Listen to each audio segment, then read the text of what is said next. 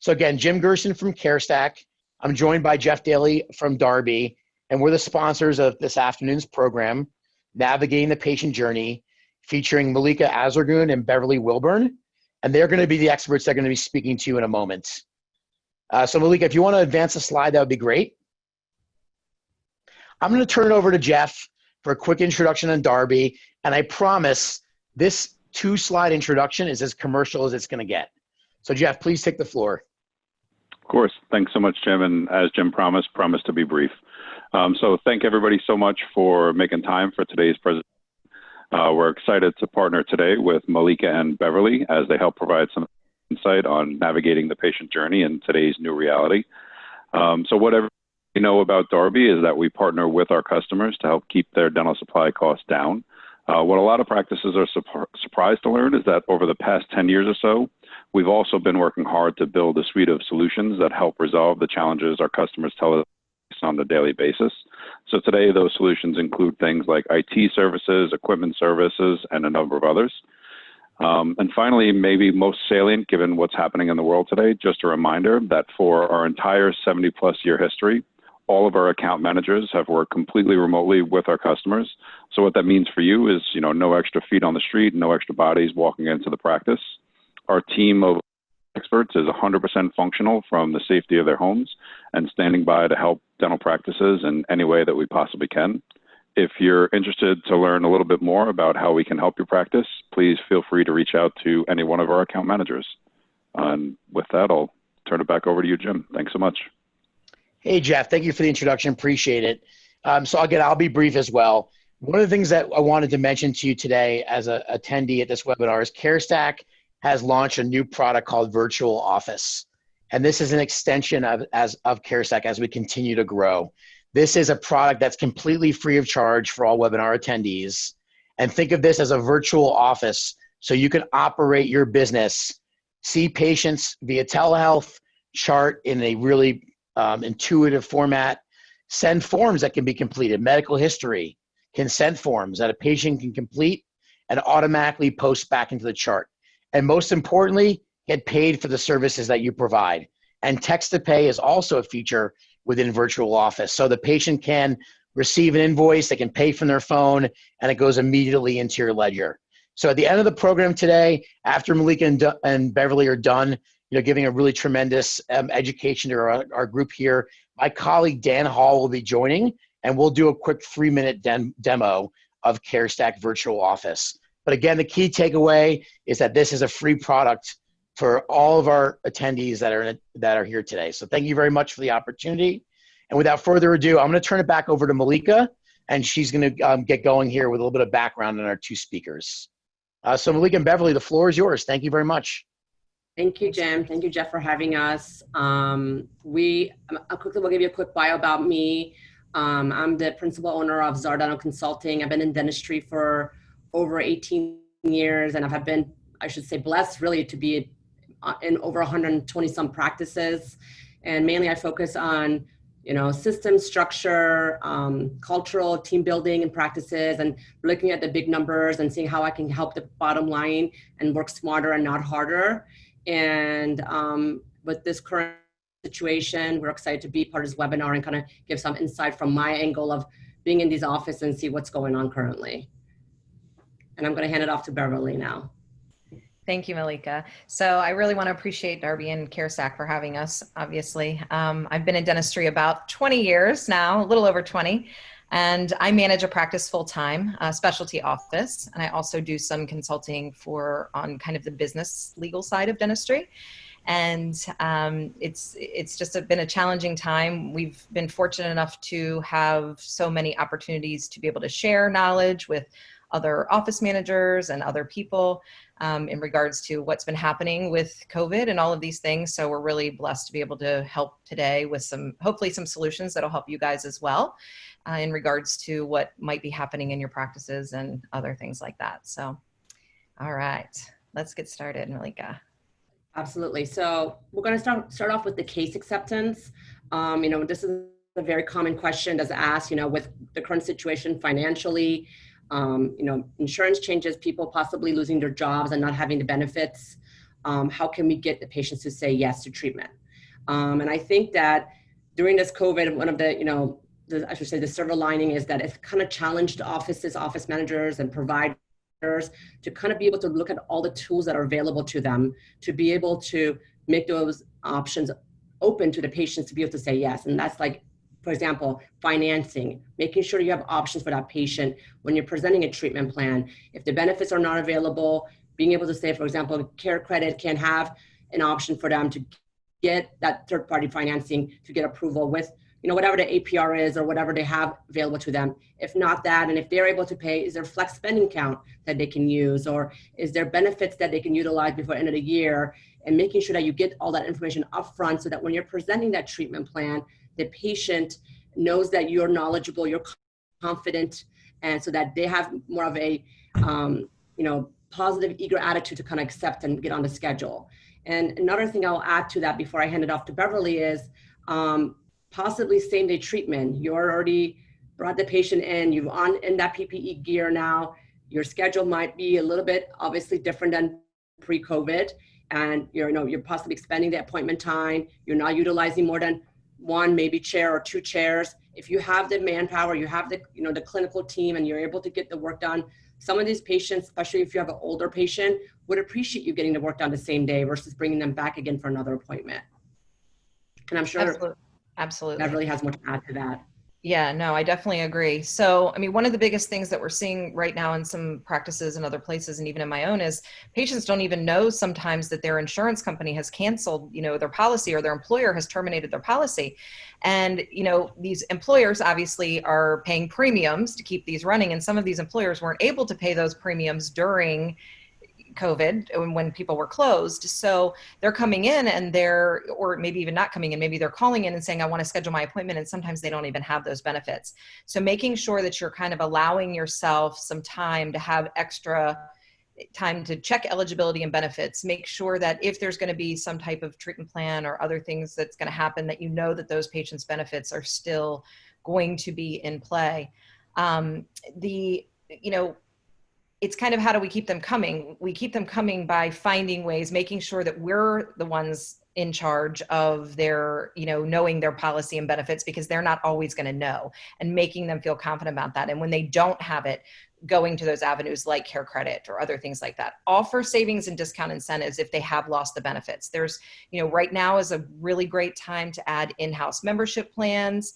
That's a really great, if you haven't, or you've been kind of on the fence about adding one, now would be the time to do it, because a lot of these patients are losing their benefits, or other things are happening where they don't have, maybe they don't know, or maybe their employer wasn't able to keep doing that. But keeping them on a health focused track versus a financial focused track will help keep your patients coming. If you keep, reminding them that we really need to focus on their health, because if we delay all of these dental visits, we could now be 6 months, 8 months down the road and have a much more expensive set of problems. And we've delayed it based on something that might have been going on with their insurance policy. So offering savings, discounts, and incentives to get them moving forward in regards to case acceptance, but also having that membership plan, like Malika said, CareCredit. CareCredit they've got some incentives running right now for patients with longer. If you don't know, get in touch with your rep. They have some incentives running for longer periods of time in regards to how long a patient can do financing, and it's not costing the practices anything extra. So it's giving you some benefits on one side for the practice, but it's also giving the patient a longer term to stretch things out in a more comfortable manner. Yeah, and I'll just add something really quick, is that I'll give you an example of an office right now that realized, based on the location his practice is, that a lot of his patients have lost benefits. So he's having a COVID special, and he's marketed that on his website, on his social media page, and he's got a lot of new patients from it. And the patients have been really appreciative of the fact that he's offering this COVID special, and he's having a couple of options, and I'm happy to share. One is that he's giving us a cleaning special, and then he's doing a free exam. And another one he's doing is, if you sign up for treatment same day and you start the same day, he's giving them a 20% discount on that treatment. So it's really got that attention. And because of the location of his practice demographically, it's really attracted attention. So you have to be very creative right now and know, based on what's going on in your practice, and kind of be in touch with your treatment coordinator, your office manager. And if they're telling you a lot of your patients' benefits are not there, or it's changed and the patients are not signing up because of benefits, it's great to kind of, put your minds together and kind of be creative and see what can you do to still get these patients to come in and commit and get the work done. I also, not just the financial part of case acceptance right now, there's definitely some things in regards to the physical things inside the office that we may have, we're overlooking. There's a lot of barriers. There's physical barriers right now.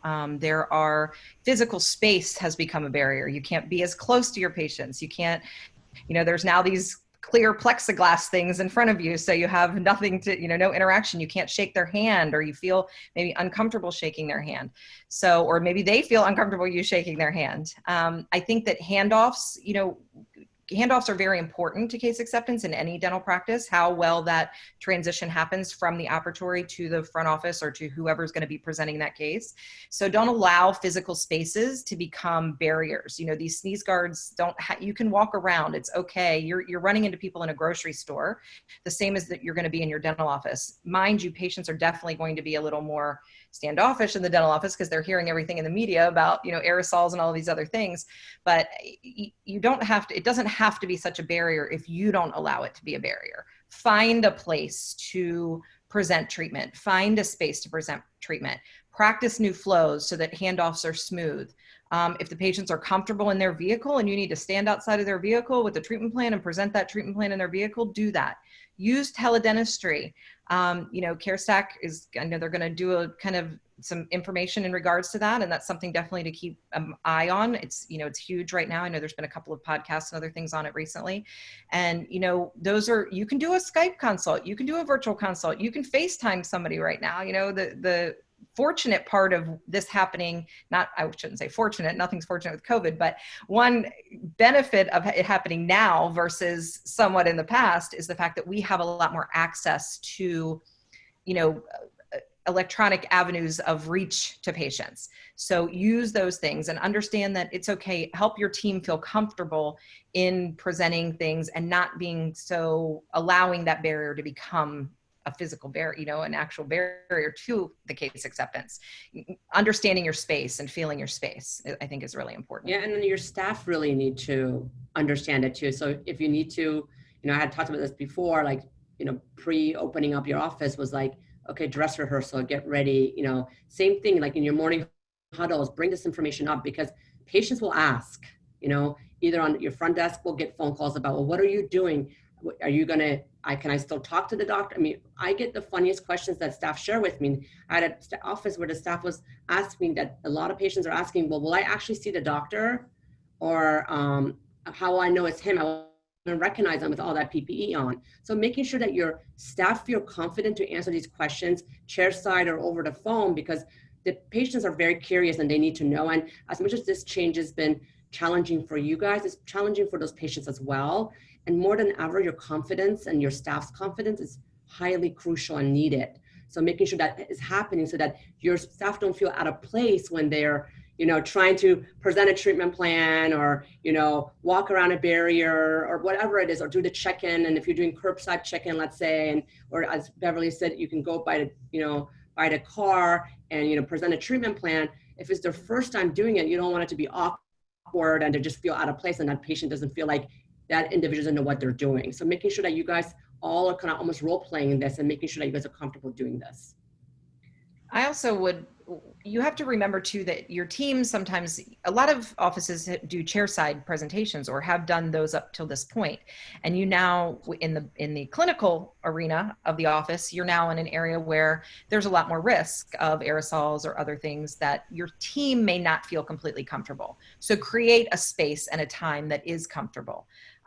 Present things at the front office. Make sure there's a clean, sterile space when you're doing it, and make sure that the patient understands that there is a clean, sterile space, and they're going to feel more confident and happy that you've created that space for them.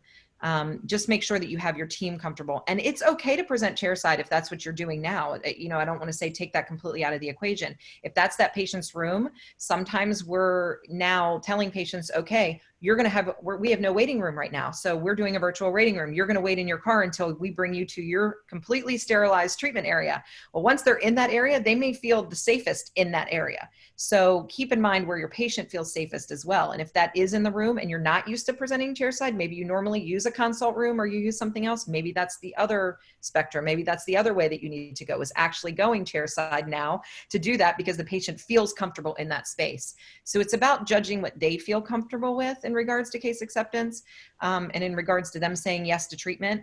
Patients want to say yes to treatment right now. They really do. They have time. You know, so a lot of times that's in the past, that's been a huge barrier to case acceptance, is time, patients having time. A lot of patients have a lot of time right now.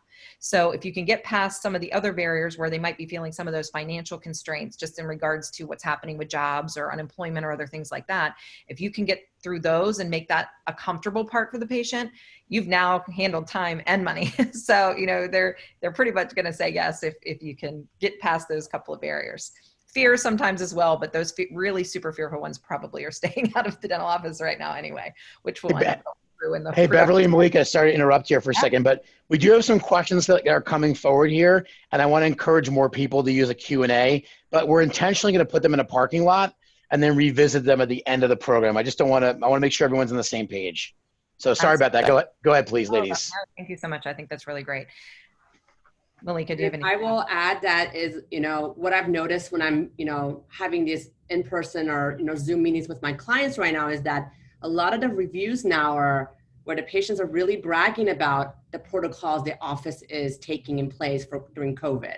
So you really are on stage or under a microscope right now by these patients. They're truly, you know, I had a great review I read from an office where the patient wrote, I haven't left the house since March, but at one place I knew I could go and feel safe was my dental office. I mean, this couldn't have been said better.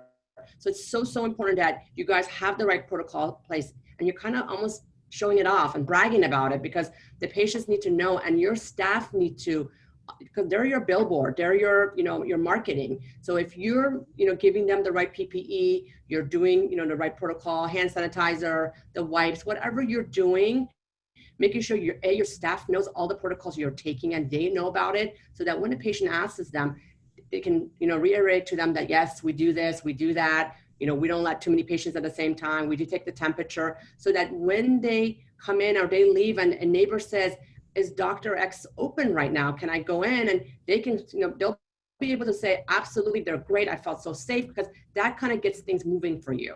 So you want to make sure that that is being shared.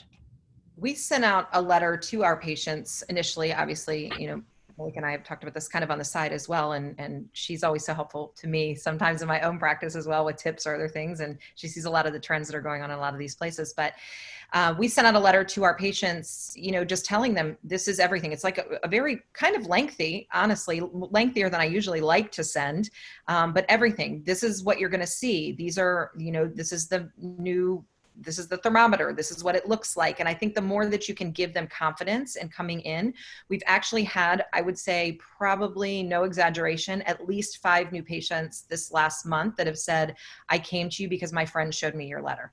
My friend showed me the letter that you guys sent to them, and I didn't get anything like that from my dentist. And I feel comfortable and safe going there. And I know, you know, my teeth feel dirty and I need to have my teeth cleaned, or, you know, other things. So I think people are sharing it. People are, you know, I had another dentist that called me from Hawaii, who my patient is friends with his patient in Hawaii. And he said, I need to see your letter that you sent to your patients. So I didn't think it was that well written, but apparently the patients enjoyed it, which is all that matters at the end of the day. But it was kind of an interesting thing to see, and patients are coming in and they're signing up. They are, you know, they really are. So I think having the mindset as well from your team that people are ready to receive what you have, and, you know, going in with the mindset of people aren't necessarily super afraid, but even the ones that are, we can make them feel safe. We can do this, and we got this. You know, I've done a couple of these webinars, and I think one thing that I like to mention often during them is, if you make $1 more today than you made all of last month, you're successful. So don't put so much stress on, I have to close every single case because we lost all this money for all of this past few months. Look at it like, I'm helping one more person today that I wasn't able to help in the last 2 months. And if you keep that focus on the patient, what the patient needs and what the patient wants, the case acceptance happens. It'll happen on its own. They know that they need you. Gosh, it's your attitude and your confidence is so crucial right now, more than ever. So I think having that is so important. Absolutely. Okay, one part that I get a lot of questions about right now is that whole, challenging situation with the schedule and how you spread, because before COVID, pre-COVID, especially like, I'll give you an example, my super busy practices that are multi-specialty, my pedo, my ortho practices, some of them saw 100, 120 patients a day, before all this happened. So, and some, especially like orthodontists, pedodontists, they have open bay. So there's no barriers, there's no walls. So for them to kind of be able to kind of go back to some sort of normality or volume, the scheduling was really challenging and how to keep it productive. And, I was talking to Beverly about this briefly the other day, like I'm from the outside, I'm looking into like 20 some offices right now. And I have some that are doing really, really well. And some of them are over 100%. And then I have some that are at 60, 70, 80. And, for me, it's also been a challenge to think about why is some doing so well and some are still trying to get to their, at least their 100 percentile where they were last year this time. And it really, I think, has to do with, a couple of things. And I think, staffing, a sensitive subject right now is hygienists. If you're an office that, really function with 2, 3, 4 hygienists and your hygienists don't feel comfortable coming back, or some just has said they've thrown in the towel and said they don't want, to be in dentistry anymore, or, so many, or they have, they have underlying health issues and don't feel comfortable coming in.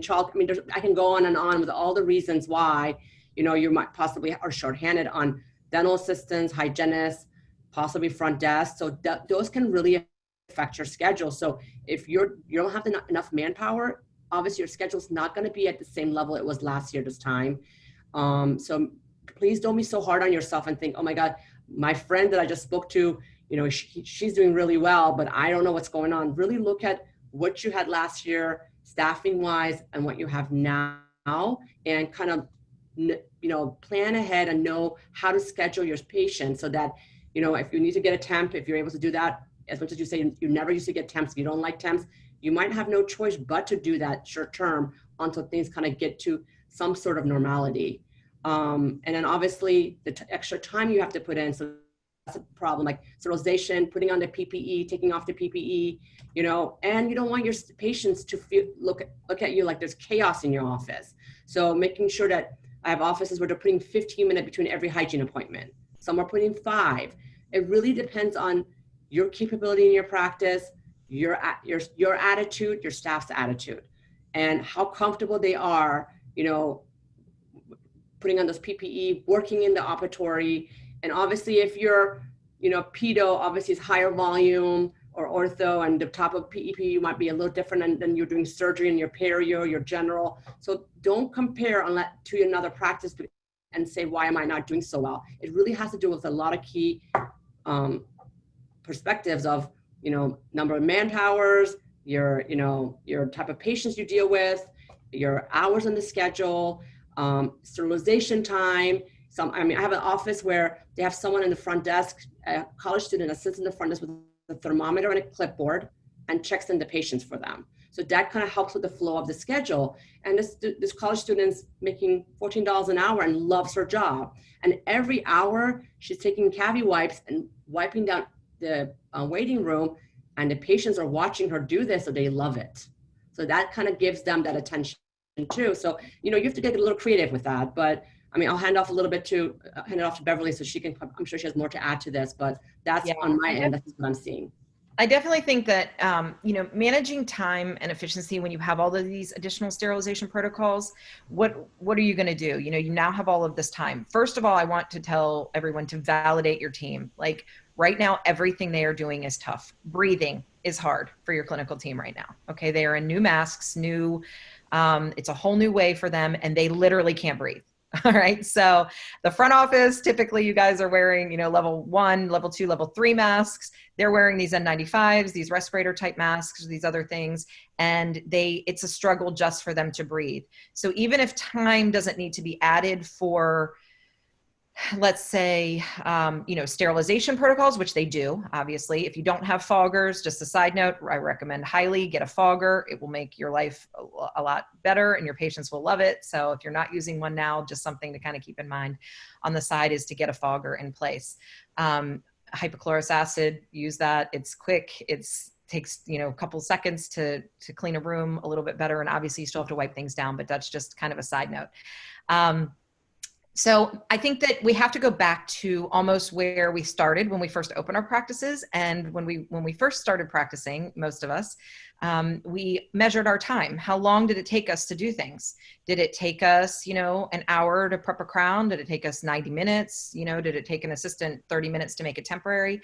All of those things. So you kind of need to start measuring it. What I've seen trends wise, just in offices and other things that I deal with, are that they added quite a bit of time for hygiene initially, and that time is now being backed up because as we do things more, we get more efficient on our own, things happen quicker. Add somebody, like Malika said, add a minimum wage employee or somebody that, just wants to come and check in and out patients, help flip rooms, help, yes, you want to teach them the right way of sterilizing and making sure that they're doing a good job, but you can have that person just to kind of keep things flowing. Malika kind of mentioned in regards to adding extra team and other things like that. I think that's a really good idea to have that little extra kind of pad. We actually used one of our hygienists. Daughter was home from college in the summer, so she came in and it was extremely helpful. This doesn't have to be a high level or high paying position in order to get a really good added benefit out of that type of position. So managing time and efficiency with the additional sterilization procedures, you need to make sure that you're measuring the time that they're actually taking. So that's number one, is measuring, remembering that breathing is taking them longer. Keeping production levels. We don't have quite as many patients sometimes right now, and do more treatment at each visit. So to where we might have done a couple of fillings or something like that, do half a mouth of treatment or do things, because then you save two ways. You save, number one, in time of flipping your room. You also save in the cost of the PPE because you're doing more with that same PPE for that same patient. So that's two savings points that will help you along the way. Number one, in regards to time, and number two, in regards to cost savings of the amount of the PPE. So do more dentistry on each patient at each visit. So make the visits a little bit longer than maybe you're used to. Pad in yourself a little bit of extra time to breathe between patients because you're going to need it. I'm sure you guys are experiencing that now. Making sure that you're having time to breathe, but do a little bit longer, conserve the PPE, make up that time somewhere. Time is money. So you're going to want to make it up at some point. And where are we going to do that? We can either make it up by time of things being quicker. We can make it up by reducing the PPE costs as well. So, maintaining the schedule in regards to production, you may not be producing at the same level that you were producing, pre-COVID. However, your expenses probably are about the same because you're making up for, things in regards to what you're paying for the PPE. So you want to make sure to conserve that expense as much as possible and use it as much as you can on each patient. Yeah, and I would add is, I have practices that used to open at 7 a.m., 6:30 in the morning because their patients wanted to come in before they went to work. And obviously right now, a majority of people are working from home and they're not really logging in until 8 or 9 in the morning, and they have a more flexible schedule.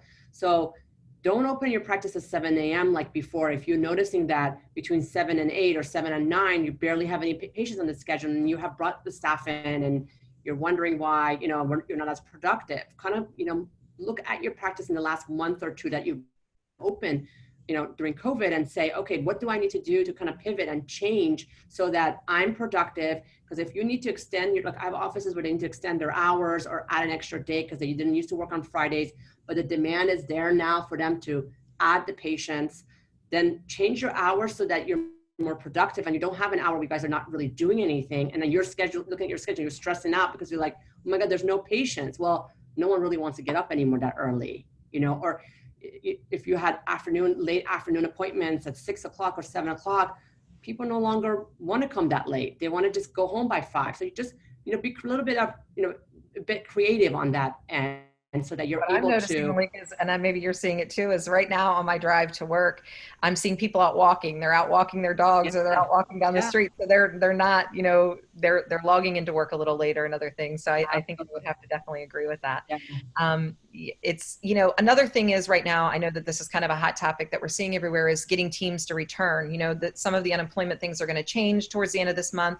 I think that will definitely free up some opportunities of people, looking for work and, looking for positions and looking for those offices that are doing everything they can to provide, safety and security and PPE and all of those things.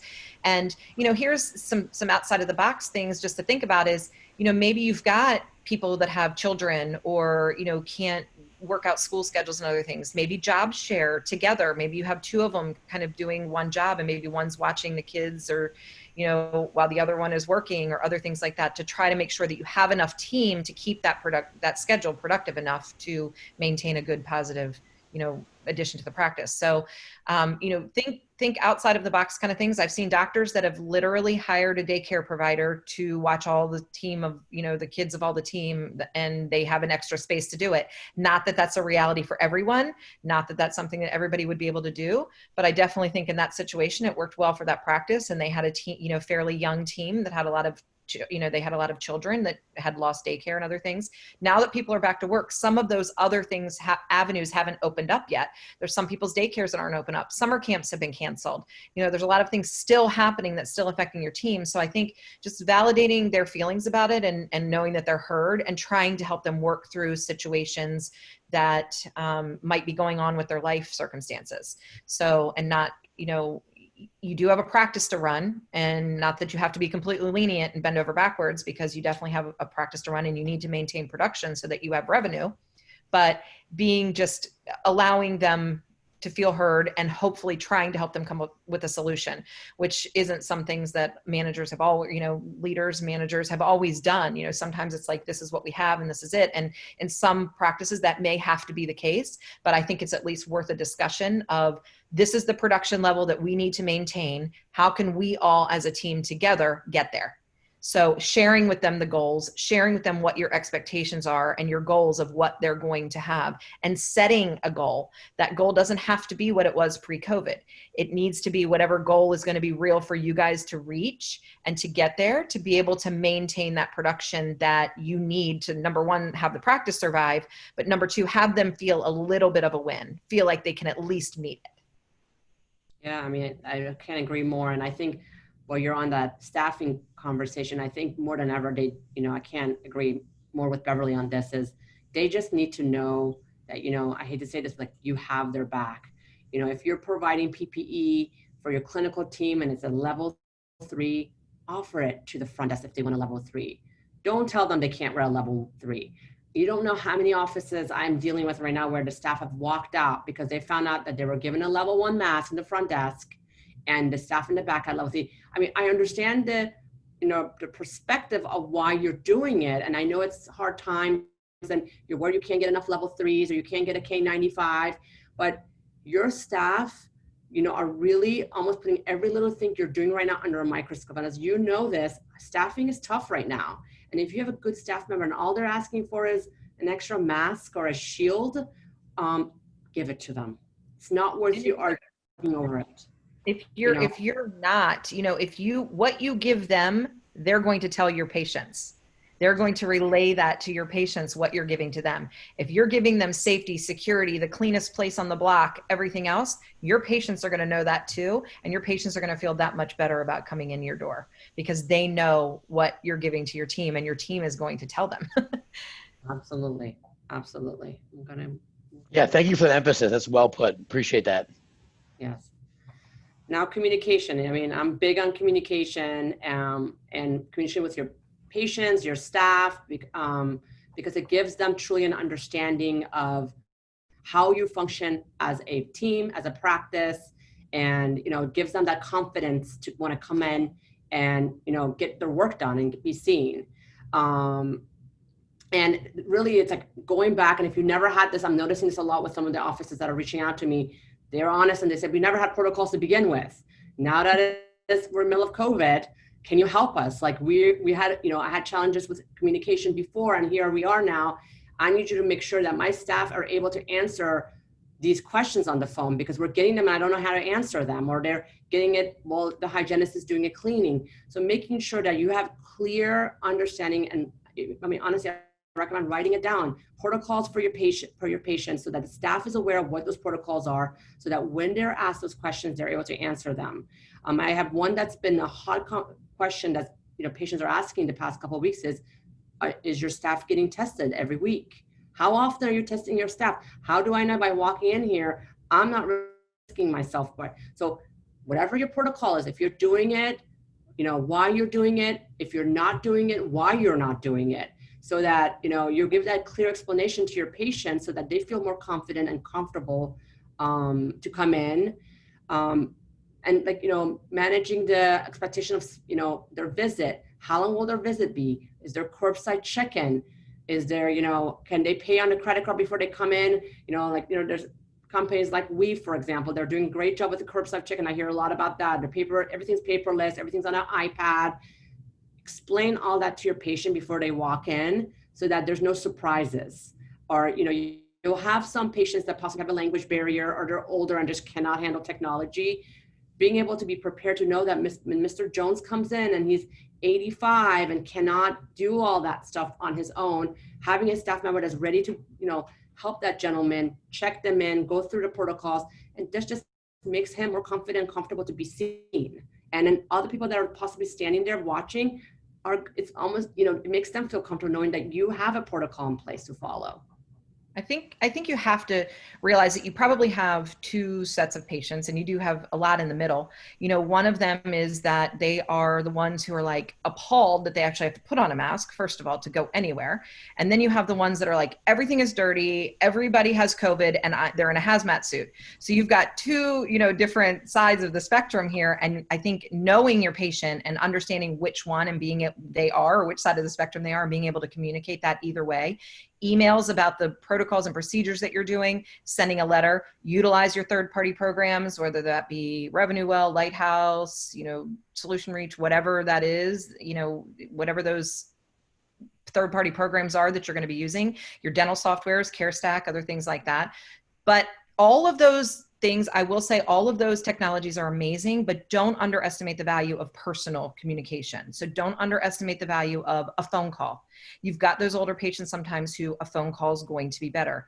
Your your communication needs to be clear in your marketing. So on your social media, you need to be broadcasting every single thing that you do. So if you buy a air purifier for your hygiene room, put it on your social media. Your patients are looking for it. They want to know that you have these purifiers. They're hearing it. They're hearing it from their friends, all of those things. So you want to make sure to use that to your advantage in regards to your marketing, and broadcast every single thing that you're doing. And then broadcast personally to them. When they come in your door, tell them what you're doing. If you're going to hand them a pen and have them sign something, say to them, this pen is clean, I just sterilized it. Say to them, the bathroom door is clean. Let them see you wiping down the doors between them, like Malika mentioned earlier. Let them see those things, but also tell them, this is what's happening. This room, I'm taking you to your sterilized room. This room was just sterilized. If I even touch a patient's arm at this point, I'm kind of saying, oh, I just washed my hands, just so they understand that little piece of communication that is teeny tiny as it seems, gives them volumes in regards to what their feelings are about their emotion of being at the visit. So I think communication, will flow through all of it in regards to how much they're going to schedule and keeping your scheduling productive, or keeping your schedule productive. And also, in regards to every single little thing that we're doing with communication and, keeping them there and, in your space and happy and comfortable and coming through the door. Absolutely. And then I'm going to just add one part. If you have, offices, I deal with, good amount of pedo ortho practices where they're younger children, that it comes, even if you're a family practice and you have, kids that are possibly under the age of 10, don't ask them to send their kids upstairs by themselves.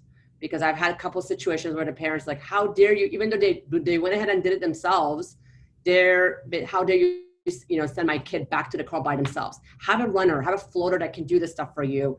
Or if they're a family of 4 and they want to all come together, block your schedule in a way where this can accommodate them so it doesn't look chaotic. Because even though the parents on the phone are the family on the phone seem okay with the scheduling of this, make sure you're communicating to them, just like Beverly said, what you're like, almost like bragging, what you're doing for them during that 1 hour block or hour and a half block, so that they feel confident and they'll go back and share that with their friends and family.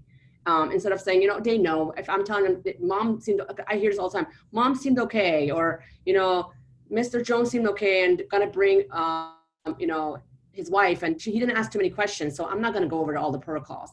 Still go over it, almost like a broken record, because as much as you think they're comfortable, it's just it's one that you don't expect to come in and then afterwards send a long email, write a bad review, or ask 120 questions and put you on the spot in front of another patient that's gonna then make you uncomfortable. On the opposite side of that spectrum, more perio. So I will tell you, everybody now, leave your kids at home. Yeah. Leave them at home. Leave everybody at home. Totally. I mean, for my pedo practices, this has become an outing for these families because they're not going anywhere. So going to the dental office, and sometimes you have to be nice to say, if, Johnny and, Sarah don't have an appointment, you don't need to bring them out of the car. But they're like, no, but they want to come and hang out in the waiting room. So it's like, communicating that, and as the waiting room's closed, big X's on all the seats, you've seen that. That's right. That's true. Jim, do we have some questions maybe that we can go ahead and start going through? I'd like to get. This is a good time to do it. We do have some questions, and then I also want to mention the audience here. If we can get some more, that's great. So I think the first place to start, and both of you touched on scheduling here a little while ago, is what do you do about a situation where patients are fearful of and want to move appointments farther out? So this viewer was mentioning that. How can we encourage them to keep their appointments? I can take that first, Malika, if you want. So I would probably say that here's the thing. If you have a patient that's super fearful, I would probably allow them to move the appointment out. You should have enough patients waiting in the wings that want to come in based on the other things that you're doing to be able to move those patients forward. So it's kind of like a jockeying effect right now, to where if you have somebody who's really that super fearful, yes, you want to instill the confidence with them and you can communicate that, but we all know that there's going to be some people that you're realistically just not going to be able to communicate that to. There's going to be some people who either are age compromised or immunocompromised who are realistically just going to say, I really don't feel safe. You set up some procedures for that in your office, train your team, team members. If you're out there listening to this, same thing, instill to them, look, we'll put you first. That way you're the first patient in the morning. We're going to make you feel comfortable. We're going to have that room sterilized. Nobody has going to have been in it before you. You're going to be the very first one. So you can give them all of those things to try to help them, encourage them to keep that appointment. But right now there are going to be some patients who just realistically aren't going to want to. And I think that that's valid. I think that that's okay for that. Not that you definitely need to go to the health aspect of it, how it's not, safe necessarily to wait. Things can get worse. You need to go through all of those education, and you need to document that. So you definitely need to document those conversations just from the legal side of Sure. it. Now that's going to come out of me, but make sure that that is documented, because if it's not documented and something else does happen to that patient, now you're going to have a different situation on your hands. So, I think definitely just making sure that it's documented, hopefully both in writing and in person, but it should definitely be a personal conversation that you have with each person. You can do as much as you can. It's the same thing with your team members. You can give as much as you physically can, but there does come a point where you just can't keep trying and you can't keep pushing. You have to sometimes let them have their own reality on things. Yeah, I can't agree. And to add to that, I even have an office where when a patient calls and says that, they just kindly, part of their script, they say, Mrs. Jones, if you don't mind, just shooting us an email and letting us also know by email that you're just not ready to schedule your appointment. We'd like to just keep that in your chart.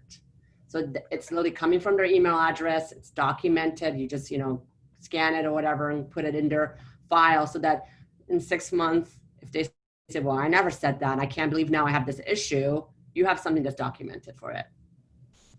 Yeah, you have your narrative. That's important. Yeah. I don't mean to jump around here, but Malika, one of the people in attendance you mentioned the open bay concept and you work with pedo practices.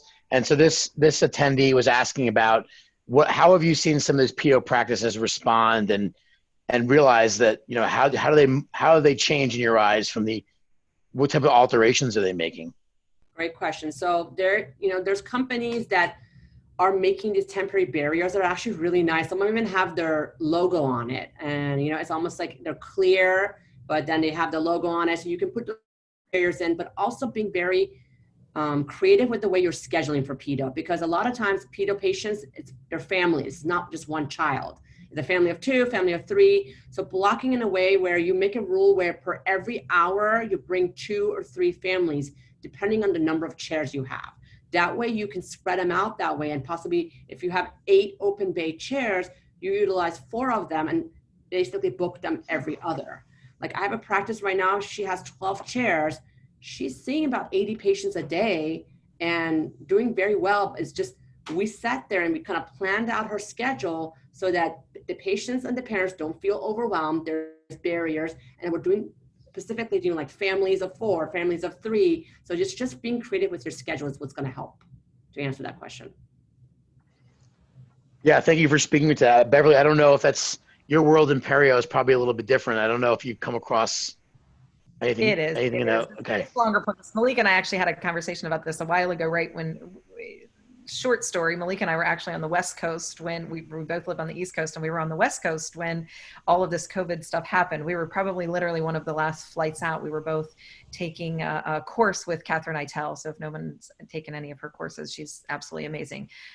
So we were both taking a course with her, and came home and we had this conversation, and we were brainstorming ideas on the plane of, what to do about ortho, all of these things with, especially, orthodontics, where you've got these people right on top of each other, and, finding ways for ortho to try to keep productive, and, what are they going to do? So the barriers were definitely kind of a project where we said that, isolate each one as much as you can, put it, floor to ceiling if you have to separate as much as possible, and just make the people feel safe. So.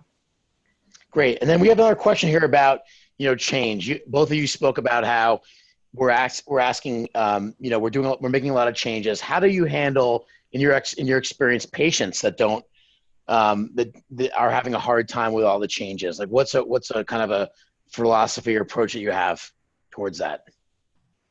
Malika, I'll let you go ahead. Okay. That's actually a really good question, because I've had a couple of situations like this, and my advice and what I've asked, particularly one of my officers to try with the situation is really connecting with them and understanding why, this change is bothering them, or they're just having a hard time adapting to, and connecting the level of, bringing a situation or story that you are going through as the doctor, as the office manager, or a hygienist, to kind of get to their level of understanding of why is this, this change is not allowing them to want to feel comfortable to come in or wear a mask or wash their, like I have an office, like you walk in, there's a bathroom, they have to wash their hands. And this individual was like, I don't want to wash my hands. I wash my hands at home. And it's like, it's simple. But then finally, when they sat down and, had a conversation, this was able to kind of talk about the change at home for him with his wife and his mom living with them. So it's like being able to kind of connect, and that kind of made the individual, that patient, feel calmer. And the second time he walked in, the first time, instead of even asking, he washed his hands and went back. So instead of pushing back, making sure that you are kind of connecting and finding out where is that coming from. I hate to say, almost like psychologically trying to figure out what's going on. Sure. I think it's acknowledging, it's acknowledgement that it's okay to feel like this is way different. It's acknowledging that change is there. Validation of the person that it's okay to feel, a little off, and different. One tip that I've seen, it wasn't mine, so I won't take credit for it. And unfortunately, I can't remember exactly who it was that did that, but there was one where they made name badges, just pins, like round pins of their employees' faces, with their nice big smiling face and their name on it, like, hi, I'm Jan, or, whatever. And, or, they even have these ones that are like clips with, squares, like you would wear like a badge at a meeting, but it's kind of clipped to them, because I even know our hygienists, I call them the flying nun, because they're wearing these things right now that look like the old flying nun, like hats. They're completely covered. You can't even see who they are under all this PPE. Right. So just having that name badge of a familiar face that the patient knows what's there, and trying to keep things as familiar as you can. If there's a certain person that in the office that has a better rapport with one patient versus another, using that person to maybe make that patient's confirmation call, and to give them, trying to keep the change to the feeling of change to the patient as limited as possible, but also allowing them to realize that it's okay to feel a little different right now. Well put. We just had a question come in from an attendee that's just a moment ago. If you have a clinical staff member test positive for COVID but they were in full PPE when around patients, at what point do you need to notify those or all patients?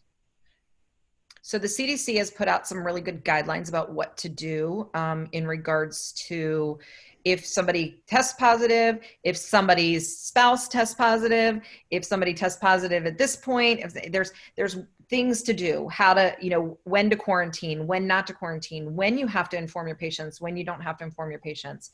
I did a webinar with a couple of other managers, and one of the things that came up is they actually had this happen. They had somebody that their hygienist tested positive, and they ended up having to reclose their office for 14-day quarantine because they were in such small proximity of space, and they did it more out of safety, and they did have to inform their patients. But the health department's the first point of contact that you usually make in your area in most states. I can't say that's for every single state, but most states, the health department is going to be the first point of contact. But there is a good guideline that the CDC has put out in regards to what to do. And I believe OSHA maybe has one as well that's very, very similar in regards to what to do if an employee tests positive. I know that Cedar has put out some really good information. Cedar's HR company, if you guys aren't familiar with them, they've put out some really good quality information. ADOM, American Association of Dental Office Managers, also as well, a lot of good quality information there in regards to what to do if an employee tests positive. So I definitely would recommend just checking out some of those resources, but it doesn't necessarily mean you have to inform your patients. I know in the case of my friend who manages another office, different state, but they were told initially, yes, you have to inform your patients. So they did. It was a very limited number of patients, but then they were called back 2 days later and said, oh, you don't need to inform your patients. So I don't even think, I've kind of said this just from the legal aspect of things, because again, I do quite a bit of legal consulting, but from the legal aspect of things, nobody knows what to do right now with COVID. Nobody really knows an answer because this has never happened before. Okay. So because it's never happened before, there is really not a huge amount of right or wrong or standard of care, which is what we typically follow when we're trying to keep ourselves in, not in trouble. There isn't really a good set standard of care in regards to protocols and procedures for COVID right now. So as long as you're doing the absolute best thing that you can, and you're following hopefully the strictest protocol that you can, which is usually going to be the CDC guidelines, then you're probably going to be okay in the long run. But I would contact the health department first if a physical employee tests positive. If you have resources to get the rest of your team tested, you obviously want to do that right away. And I would probably, if a team member is asking to have testing done, I probably would allow them to do it regardless, just because if it makes them feel better, just get it done and get it handled. But they follow anything that's going to favor the people the most. That's what you want to follow in regards to that. But you don't necessarily have to. The health department will let you know what you need to do because they're the ones who are handling the contact tracing. Thank you for well put. And in front of you, just want to quickly comment. You see both Malika and Beverly's contact information. And so please do continue this conversation. We're going to take, I think, one more question here, ladies, and then wrap up. And then offer that, quick demonstration that Dan Hall is going to show us here in a moment. So the kind of question in closing, I'm going through a couple here, and I think we have just time for one more. But let's talk about specifically hygiene schedules. So this person asked, I feel like my hygiene schedule is going to be wide open in September when all those patients that were probably last seen in February are due for their recall. What is the solution for this? Malika? I can start off. Couple of things. One is that I have a couple scenarios I've heard of that the insurance companies are allowing, the frequency. So if a patient gets 2 cleanings a year and they haven't got their second cleaning, you still can get some of those patients in. Yes, it might be closer in date. So they're not 6 months, instead they're 3 months or they're 4 months. You can offer those patients and start scheduling them for that time that you're slow, September and October, when you were technically shut down 6 months before that. And also, most of my offices, they have such a backlog of recall that run that report, start going through it, use your third-party companies, like Lighthouse, Revenue Well, all those companies that are out there, and get the email or text out and get these patients scheduled from 6 months ago that haven't gotten or a year ago, instead of waiting till August or September and you have a wide open schedule and don't know what to do to fill them. That would be my advice on that. And I'm sure maybe Beverly has something to add to it. Yeah, absolutely. Backlog would come first. Anybody that's been waiting, take a look at your more, periodontal maintenance, other things like that, the patients that need more frequent hygiene to make sure that they're getting handled and taken care of, and making sure that those schedules remain full. I don't think it's going to be a huge problem for a lot of people. I've heard as well, a lot of people saying that they're concerned about some openings being there, but there should be plenty of backlog in regards to, especially with the little bit of added time that some people are still kind of padding into their schedules in regards to, keeping sterilization up.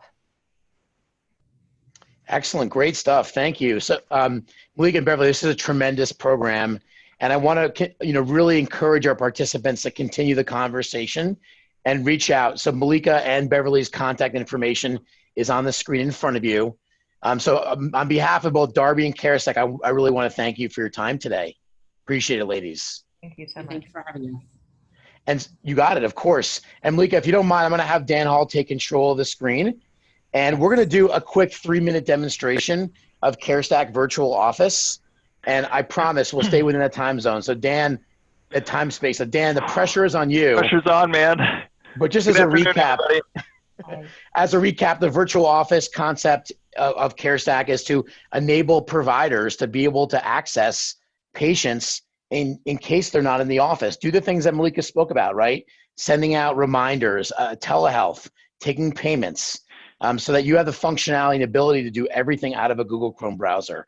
So without further ado, Dan, just hop in there and let's show everyone what we got here in 3 or 4 minutes. All right. Thank you, Jim. Appreciate it. I hope your time doesn't come off mine. All right. Can you all see my screen okay? I want to make sure you can see where it says CareStack. Yes. I'm looking at like kind of a home screen that's showing me what's on deck for the day.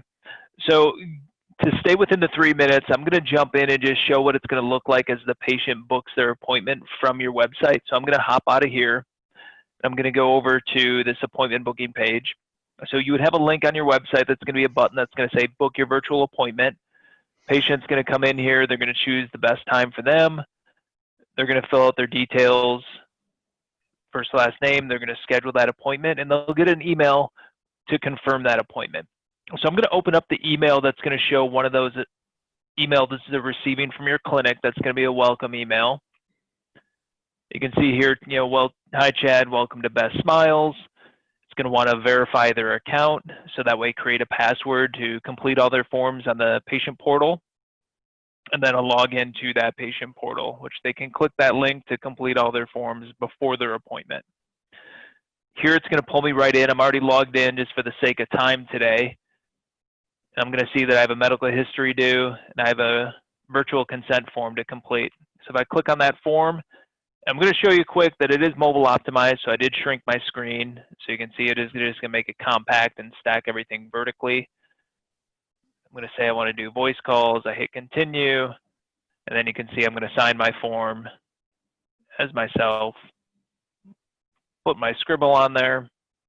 My form is complete. That's going to go back inside a virtual office inside of CareStack. So that's how the patient's going to get booked, how they're going to complete their forms, and the forms are going to go back to the CareStack virtual office. So if I go back to the virtual office, we can see here we have Chad down here. And I'm just going to show quickly the forms and the medical history. So you're going to be able to click on documents, complete 714, that virtual consent. And then the medical history still has an exclamation point because it hasn't been completed, right? That's the one I did not complete. So we'll have an indicator on there that has not been complete, Jim. Got it.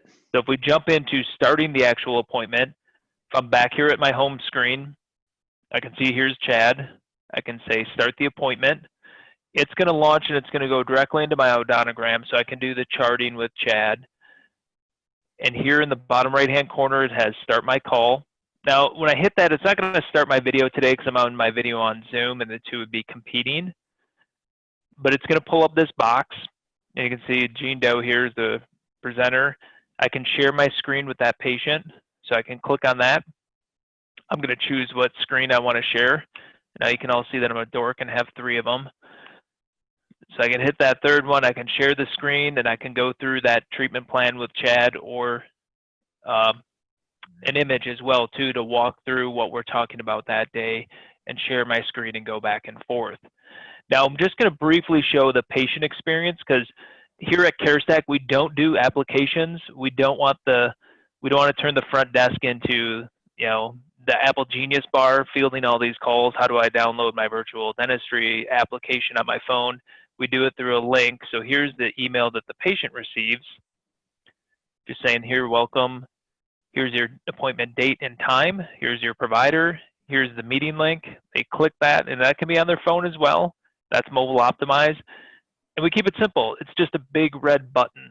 They press that, they start the meeting, and they enter the room with the doctor. And we can have multiple providers in there as well, too.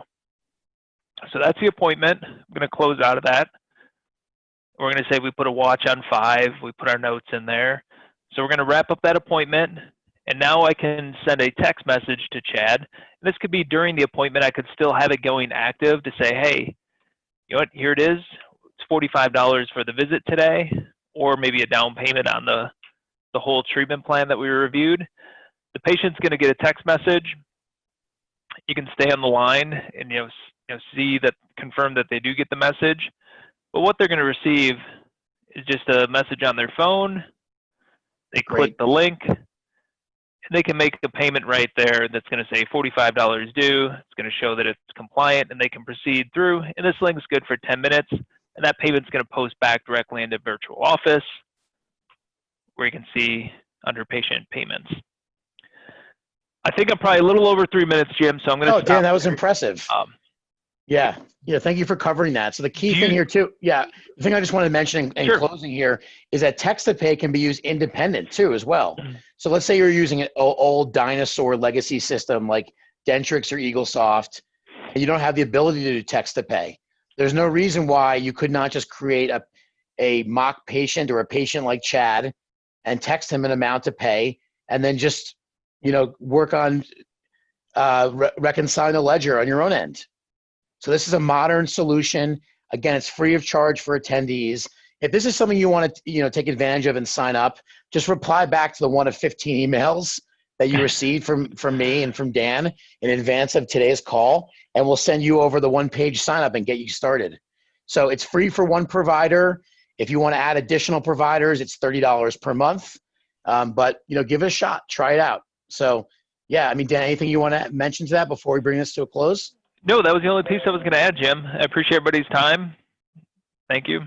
Yeah, and again, Beverly and Malika, thank you so much for being here today. Appreciate everyone sticking through the commercial here at the end. And stay safe and stay healthy. Thanks again. Thank you. All right, take care, everyone.